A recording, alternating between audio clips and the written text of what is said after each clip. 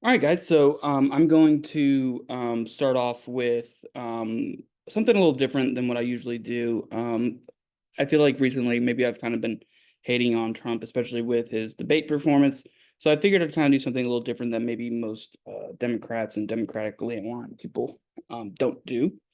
So I figured I'd kind of talk a little bit about what I like about Trump. Um, and I try to focus a little bit more on the policies and things like that. I think we can maybe take some of the efficacy out of it and maybe kind of think maybe what long term he would be remembered for and what long term I think he's going to kind of get some boosts maybe historically from.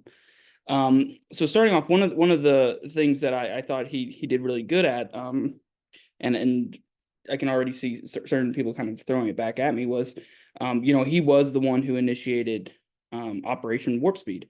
I think that vaccine side away, that was something that he did. I think they were able to kind of get it done in a good amount of time. Um, I think I think there was based off of someone who looked at the data and everything like that. I think at the very beginning everything looked good. So I think those kind of things I think he did really well at of, hey, the COVID thing happened. How do we fix it? Okay, well, we need a vaccine to protect people. We need all these other kind of things. And so a lot of that, ironically, Biden kind of continued when he came in 2021. So for good reason, right? I mean, Biden was definitely someone who's going to take some things that worked well from Trump. So I think that's one that did well. Um, and I think looking back would be a good success. I think kind of towards the end of his presidency and when Biden took over and how that was implemented um, and a lot of that kind of stuff, I think is really where a lot of the criticism is. But in terms of hey, getting this thing up, going up, getting it up and going, I think he did well on. I think the biggest thing that maybe he's going to be probably remembered for is China relations. So uh, I think this is probably the biggest one. So I think Obama kind of saw this, especially in 2012, 2010, when Xi Jinping came in, was this is a completely different China. They're not going to sit idle while American leadership, um, is kind of faltering at that around that time. We were bogged down in different wars and all these other kind of things. So we looked very weak. And then with the financial crisis, and China kind of helped bring a lot of that out and was a good stabilizer there. So I think they kind of China kind of got this mentality that okay, we're gonna start asserting ourselves on the world stage. And I think you can see it especially with the TPP. One of the big things with that was, and the TPP being the Trans-Pacific Partnership, one of the big things that kind of been why Obama was kind of constructing it was he wanted to bring um, Southeast Asian and East Asian countries kind of more in the U.S. orbit. Now the TPP was a whole separate thing and didn't work well from a implementation and kind of what the U.S. would have to do to kind of have that happen. But Obama is very much like, hey, we're going to compete, and I think Trump kind of came in and said, no, screw that, we're going to take a tougher stand on China. So I think that's something that I think looking back is good, and I think even Trump will say, and you won't hear much on the Democrats will say, but I think you see it with the China Commission and all these things going on in Congress that I would argue really got initiated by Trump in terms of that rhetoric and kind of pointing the adversarial stick at them. I think you'll see that looking back that was probably a good thing. Now, I think he tried to play them well. I think when you start talking about tariffs and all these other kind of things that he did, I don't know if that's going to show that he did very well, but I think that was something good that hey, putting us more on the aggressive footing and kind of what Obama was trying to do a little bit of that pivot to Asia, really kind of not just pivoting, but stepping your foot down in Asia and cementing our position. And so when you look at a lot of stuff with Trump and Kamala and a lot of those alliances and everything like that, I'd honestly say are probably built off of some of the work that Trump did. So next was criminal justice. It was kind of thrown in a little bit towards the end of Trump's uh, election in 2020. I think criminal justice was something that I think is really interesting because he really kind of tackled it, and it's something that had kind of been talked about for a long time. on the Democratic side of this is something they want done, but never really kind of got done. And so I think Trump saying, hey, no, this is what we're going to do. And whether it's insignificant or small effects, that's besides the point. I think he really kind of put it on a footing that, hey, this is actually possible. And we can get Republicans on board to kind of get these things done. And I think that's why you start seeing a little bit with the marijuana policy and Biden's administration that he's pushing to get it descheduled and descheduled from 1 to 3, and some of the other stuff he's trying to do on that end, I think really built off of what Trump had done. The other one was the trade deals. So I think now this is one that's maybe a little bit more controversial, but I think that I think he did good. I think he had the right attitude of, hey, we're selling out America to get essentially market access and business and sales in these other countries, and they're being very protective, and we're essentially playing at a disadvantage. And I think that was 100% right, and I think he was right on that. I think how he went about it and who he attacked with the trade deals, I think really kind of showed one of the reasons why I'm not a big fan of Trump. But hey, Trump looked at NAFTA and said, hey, we need to redo this, and he did. And to be fair, we got a little bit better of a deal, although not that much better, right? But I would say that having an improvement on that, I think really kind of changes the rhetoric when we look at who our allies are, especially with nearshoring and friendshoring and some of those other kind of things. I think it really kind of showed that, hey, we are more than willing to make these deals, but we're not going to sell ourselves out, and we're going to try to partner with countries that we can rely on and depend on and things like that. So I think he really kind of took a good step that way, and I don't think that's enough credit that he gets. The last one is Abraham Accords.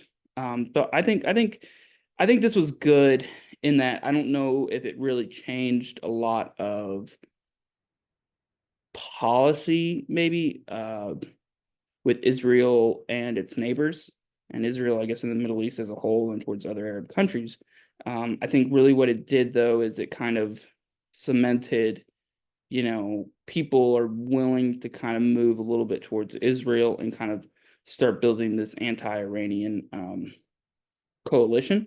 And so I think the Abraham Accords was good because I think before that, really, Obama, I think, looked at it as like, hey, Iran is the central issue in the Middle East, and if we can, kind of change our terms with them and kind of get on better footing with them, then we can maybe have these systemic effects kind of trickle down. So that's kind of almost like attacking the root cause. And I think Trump realized, I think when they pulled out of the Iran deal, that, hey, we're not getting back in that, and we're not gonna be able to renegotiate something. So, okay, so what's the next best thing? And you look at the Abraham Accords and kind of, it's almost like a supply side economic versus a demand side economic. What's you want to fix the systemic roots and some of these lower level things and kind of work its way up to the top, or do you want to start from the top and work its way down? And so I think it's really kind of where Obama and Trump differed. And so I think if you were to go back, and I think maybe if you were to go back, he'd probably say, we need a tough stance on Iran, but we don't need to maybe pull out of that deal and work with other countries to kind of start building that alliance together almost as a fallback. So I think that's one thing that, he's not really doing or that he didn't really get a lot of credit for. And I will say, I think because he did that, I think that really did kind of escalate some of the stuff we see in the Middle East, because it kind of, I think, started showing, hey, there's this paradigm shift where not just it used to be ideologically these countries were against Israel, but now it's okay. Now they're more economically entwined, and maybe ideologically they're tolerant of Israel and those kind of things. And I think that really kind of spooked Iran, and I think that's why you had a lot of these surrogates with Hezbollah and some of these other terrorist groups in the Middle East kind of start trying to get agitated. And I think it's because they saw that Iran was weak, and they saw that America was gaining in the region by building out this network. So I think the way he looked at it was good, and I don't know, if the war in Gaza ended tomorrow, I don't know if I'd say that you're really going to see a lot.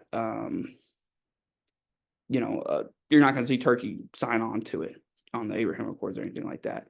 But I think it was a good framework to kind of start pushing it, and I think if Saudi Arabia and, a few more of these Gulf countries kind of got on board, I think it would really kind of start changing the game of what does that alliance look like. And I think, with the Abraham Accords and things like that, that's really what the US needs is they need, people in the Middle East to really kind of start coming together and stop thinking about country levels or tribal levels and start thinking more about regional and who's going to maintain stability in the region. And I think they are starting to realize that, hey, the United States is a key component of that, but they also need to work and put aside this issue of Israel, focus on Iran, but kind of build that security and that strength together, because Saudi Arabia doesn't like Iran and Israel doesn't like Iran. So naturally, my friend, the enemy of my enemy is my friend, and that kind of perspective. So I think the last thing I'll say, I like Trump. I will be honest, I watch every single interview I can get my hands on with him, just because I think just watching him in an interview is enjoyable. I love watching it. I think he's funny. I think he's, I think he plays the politician very well in that, he'll dodge questions, he'll kind of hit his talking points and do all this other kind of stuff. But I think just he's way more interesting and way more entertaining than even those on the Democratic side and probably most other politicians, which is why he had this huge appeal. But if you can have that with sound policies, I think that would really, really kind of help. So that's a little bit about what I like about Trump. If there's anything that I missed or anything like that, go ahead and put in the comments. And yeah, I think a lot of people also say, what about his economy? I think his economy was good, but I don't necessarily know if I would say he's improved upon the economy. I think he got a good economy. He used the tools that he knows how to kind of keep it going. But I don't know if I would say the U.S. as a whole has really made the improvements as far as wages and things like that he would articulate. I think we're kind of still following on that Obama trajectory with him, and which is good. I mean, it's a good thing to say, to have, but I think it really kind of shows that these systemic effects with the economy, I look for a little bit more if I'm going to give someone credit for that, and really kind of change the game. So that's a little bit about what I like. Like I said, go ahead and put something in the comments below if you think I missed something. And yeah, I'll talk to you guys later. I've got a few more videos that I'm working on putting together, such as kind of where financially both of these campaigns are, maybe some masculinity, DEI, and one that I've really been kind of wanting to do is maybe something with Israel and the weapon shipments. I thought that could be an interesting kind of foreign policy take that, I typically don't do a lot of, just because it's not an immediate interest to me, but I think it could be good for this channel. So, yeah, so go ahead and leave me a comment and I will talk to you guys later. Thanks. Bye.